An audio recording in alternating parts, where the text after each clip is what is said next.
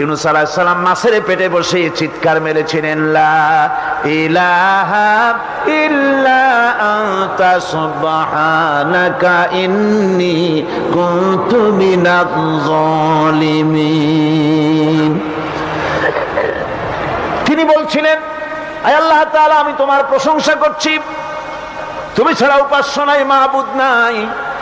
আমি তোমার পবিত্রতা ঘোষণা করছি, আমি তো জালিমদের অন্তর্ভুক্ত হয়ে গেছি। বাস এতটুকুন কথাই বলেছেন।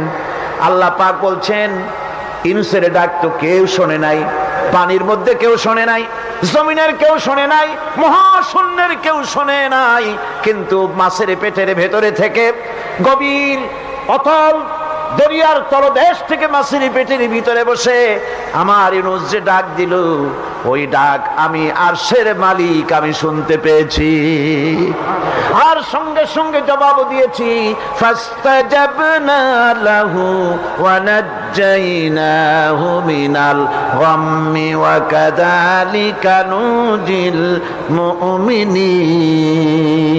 ডাকের সাড়া দিলাম, বিপদ দিয়া বাঁচায় দিলাম।